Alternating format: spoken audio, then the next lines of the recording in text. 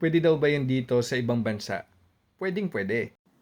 'Pag nasa Pinas ka, pwede mo i-check out yung nasa ilalim, tapos home delivery SIM card, 'pag hawak mo na, pwede mo na yan dalhin abroad.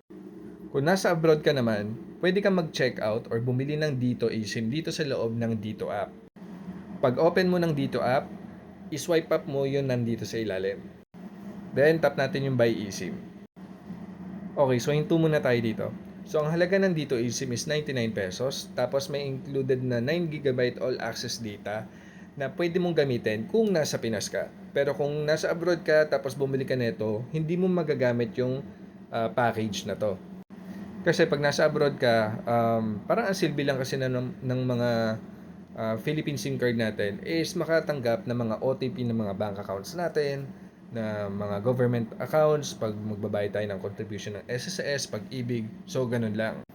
Okay, so kung okay na sa yan, itap natin yung buy now. Tapos, tap mo ulit yung buy now dito. Ito yung isang critical part bago natin i-check out yung dito eSIM. Kasi dapat yung phone natin may eSIM and dapat lumabas din to. Dapat may makita kang green check, tapos sinasabing good news, tapos yung phone mo, yung sa akin kasi yung phone ko is Motorola Razr 60 Ultra, supports eSIM. So ako kasi may eSIM support yung phone ko, kaya pwede ako mag-install ng dito eSIM. Pag ganyan yung lumabas sa'yo, pwede na natin i-proceed to checkout. Tap mo lang yan. Ito naman yung isa pang importante, ilalagay na natin yung ginagamit mong email address. Tapos, itatap mo yung get code. May matatanggap kang email, so check mo yung OTP na papasok sa email mo, ilagay mo na dito, and then tap mo yung submit. Next naman is sa payment method. So, meron tayong 6 na option dito. So, kung nasa ibang bansa tayo, most likely ito yung magagamit natin. Lalo na kung wala tayong mga iba pang option. So, dito, basta tumingin ka dun sa ATM card mo, kahit anong bansa pa yan galing, basta may makita kang Visa or Mastercard logo na makikita mo kapareho dito, is pwede natin ipambayad yan para ma-check out yung dito eSIM. Tapos, kung ito yung gagamitin natin, tap mo lang yung place order. Tapos, ilagay na natin yung card details ng ATM card or credit card na gagamitin mo. Basta i-select mo lang yung tamang logo ng ATM card na ilalagay mo dito. Tapos, tap mo lang yung pay. Pag successful yung bayad mo, so magsasend na si dito ng email sa Gmail account mo. Tapos, makikita mo sa attachment niya yung QR code ng eSIM mo. So, ito, ida-download lang natin o kaya screenshot mo yung QR code. Tapos, pupunta ka na sa settings ng phone mo. Actually, nandito na rin naman sa email nila yung instruction kung paano ipasok or i-upload yung eSIM sa phone mo.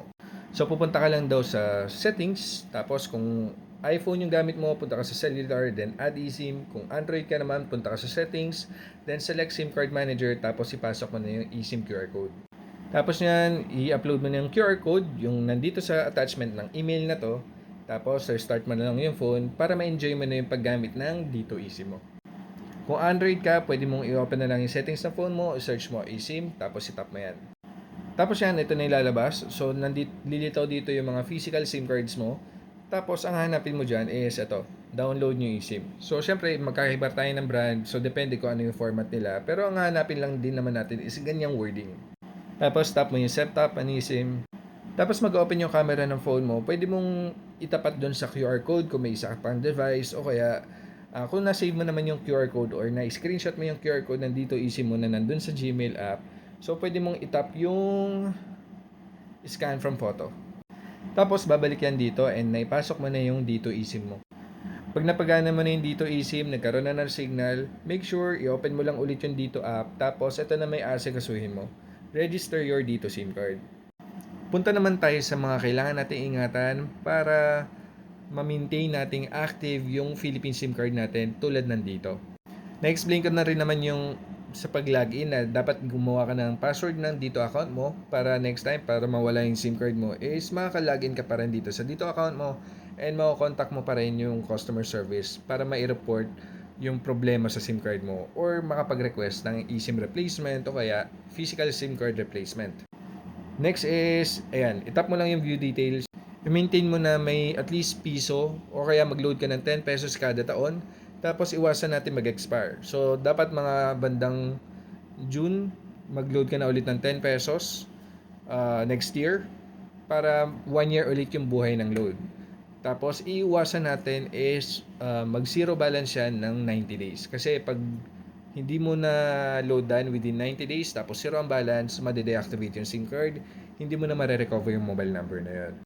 Kung nasa abroad ka, huwag ka mag-avail ng mga gantong promo kasi hindi naman gagana yan sa ibang bansa. Basta gagana lang yung mga ganto, yung mga internet plans na yan, yung level up 199 kung nasa Pinas ka. Next naman is yung roaming services. Ito yung hanapin natin sa loob ng Dito app. So dito mo pwedeng i-activate yung roaming mo. So dito itap mo lang yung activate roaming at least 1 hour before ka umalis o kaya kung nasa abroad ka na, itap mo na lang din to.